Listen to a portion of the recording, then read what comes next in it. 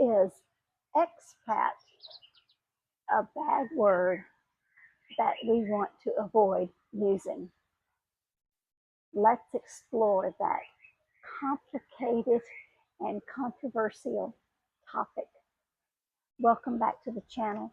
This is Sharma Roussel, sharing information about moving to Costa Rica, retiring in Costa Rica, and living in Costa Rica. I am coming to you today from El Canal in Grecia, in the Central Valley area of Costa Rica. So whether or not to use the term expat is really related to almost all of the other topics that we have covered in previous video segments on this channel, because this channel is about expats moving to Costa Rica. Why would you do it? How would you do it? What steps would you take? What's practical? Some of the pitfalls to avoid, some of the experiences that I've had that you might can learn from, so that you can avoid some of the mistakes that I've made. So the definition of expat is this: it's a person who lives outside his or her native country. It's short for expatriate, also known as a foreigner or an immigrant. So lately, whether or not to use the word expat has become a topic of conversation and a little bit controversial, mainly among expats. I don't hear the local ticos talking about this, but I hear the gringos talking about whether or not to use the word expat because of the connotations. So here in Grecia, the people that I know, like people all over the world, have a conscience. And so they are sensitive to some subjects, maybe overly sensitive to the subject about whether or not to use the word expat. And it's because of how expats or foreigners are being treated in the United States of America, where a lot of us come from. So in the United States, they're not called expats. They are called foreigners or migrants or immigrants or illegal immigrants or even terrorists. But they're not so different from those of us living here in Costa Rica. We are guests in this country. We are here on tourist visas for a period of time. Some of us have applied for um, residency. Some are in the process of applying for um, temporary residency, which after a period of a year or more, um, that takes a year or more just to get temporary residency, could become permanent residency after several years, and after many years, it could become a citizenship for those who choose to follow the citizenship path. But in the United States, people who are there who have not yet achieved residency are being stripped of their legal status, even after having lived and worked in the United States for many, many years. And their process for achieving residency and citizenship is probably not unlike what we experience here in Costa Rica. It takes many years, it takes lots of documentation, and it can be very expensive. And that's probably what some of the expats living in the United States, the foreigners living in the United States, are experiencing just like we are here. It's a long, expensive process. Now, once we achieve residency here in Costa Rica, then we are eligible to participate in the universal health care system, which we pay into. Now, not everybody chooses residency. Some people that I know have lived here on tourist visas for 5 years, 10 years, 15 years or more. But while we're here on tourist visas, until we achieve residency, then we are required to leave every 180 days and to then re-enter the country. And could that privilege be taken away from us? Yes, it could be. Um, I'm here as a tourist for now.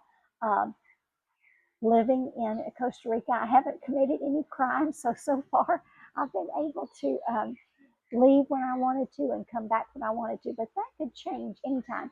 Anytime I could be deported or denied re-entry for any reason that a customs agent or a border agent decided to deny me that privilege to re-enter Costa Rica after I have left. So the question comes up about whether or not we are exploiting the privilege of living here in Costa Rica, taking advantage of all of the beauty of the natural world, taking advantage of the relative low cost of living.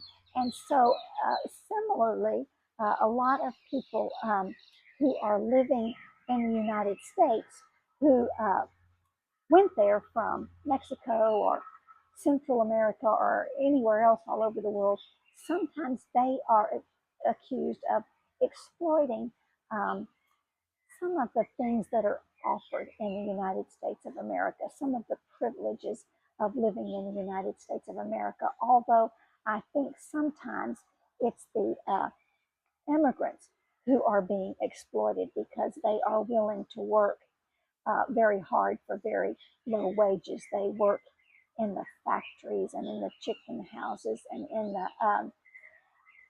the orchards and in the farmlands.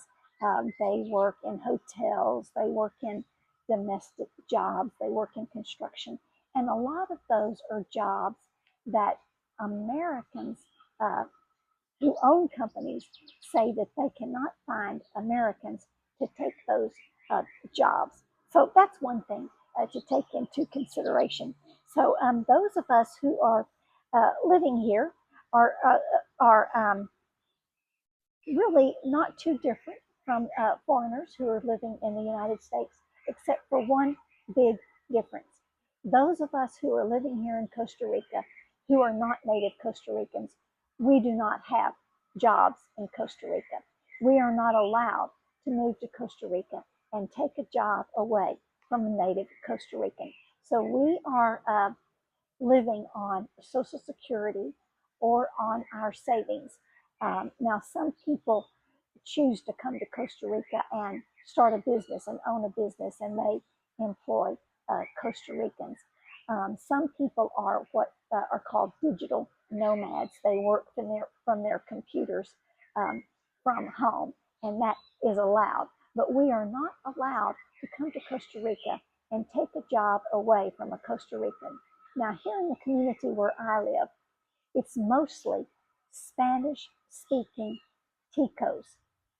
There are a few Americans and some Canadians, but mostly it's Spanish speaking Ticos. And there also are people here from all over the world. It's very much a global community.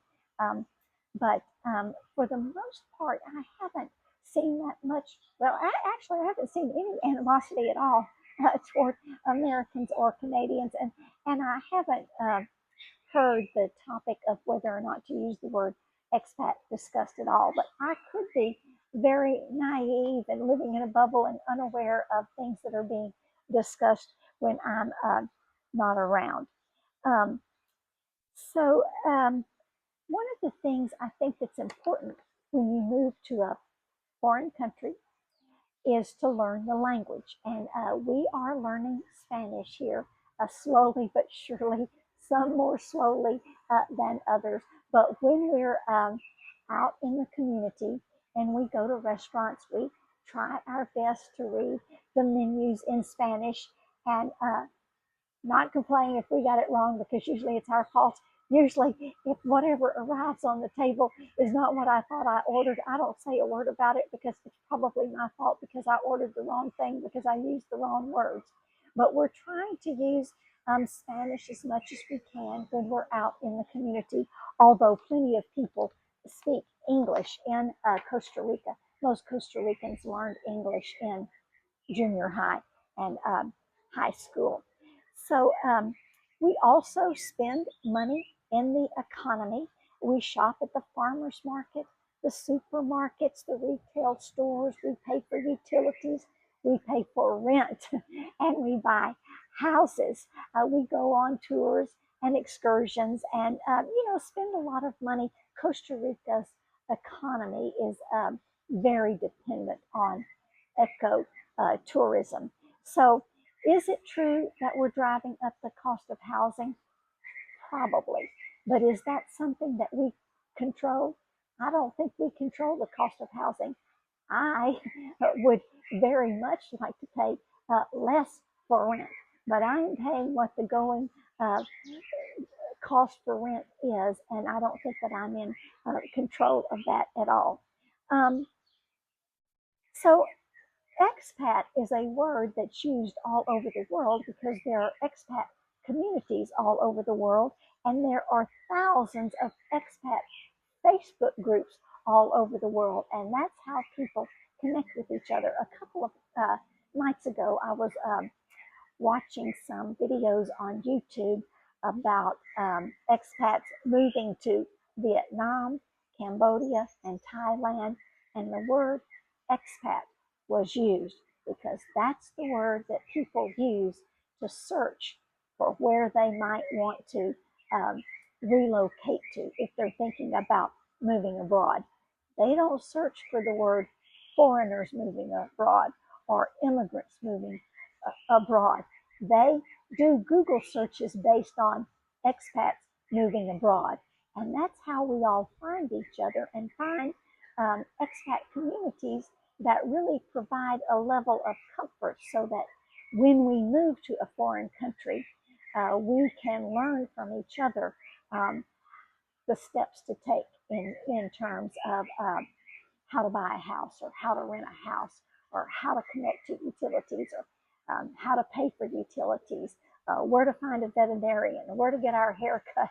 Um, all of those things that we need to know, how to use the bus system, all of those things that we need to know just to navigate living in a new place. So if it hadn't been for the expat Facebook group here in my community, I might not have ever had the courage to move by myself to a foreign country where I don't speak the language very well and try to live on Social Security. Now, there is a large expat Facebook group in my community with 1,300 members. When I first moved here 6 months ago, it had 1,200 members. So it's growing. But there are expat Facebook groups all over different communities in Costa Rica, and in fact, all over the world. Um, so there, with the word expat, there is a connotation of privilege and maybe elitism that we certainly want to avoid. And I think that one of the ways that we do that is to respect the culture where we live, try to integrate into the culture as much as possible when we make the decision to move abroad. Now, all of that takes time, and I'm not sure that what we call ourselves has that much to do with how well we are perceived in the community. And I think it has more to do with how much respect we show, and um, how well we at least try to integrate into the community. And all of these things take time. But the more that we try to do that, then the less we are perceived as the proverbial ugly American, as sometimes Americans are known all over the world. And that's where some resentment comes in, unfortunately. Now, meanwhile, while all this is going on, more and more Americans and Canadians are moving to Costa Rica, and I read on online newsletters that more and more flights are being added all the time between the United States and Costa Rica, and between Canada and Costa Rica. And so certainly tourists continue to come, and people are moving to Costa Rica in record levels. It was just announced earlier this week that an IHOP and an Applebee's are going into San Jose, and in the capital city of San Jose, you see lots of American chain restaurants. You don't see that many here in the Central Valley where I live. There is a Subway in town, and there are several other American chain restaurants available to those of us around here, but I've never been to one of those. I always try to eat at the local restaurants, but certainly they're available. So, will we continue to use the word expat? I think that for now we will. It's a useful word. I don't see it changing anytime soon, because that's how expats find each other and connect with each other. And maybe over time that will change. I think the important thing is that we are respectful in the communities that we choose to live in, and that we try to integrate into those communities. Now, this is probably a topic that we will come back to again, because it's a very large topic that touches on many, many other aspects of moving abroad. If you have additional information or alternative information, please put it in the comment section, because that's how we learn from one another. Pura vida. Ciao.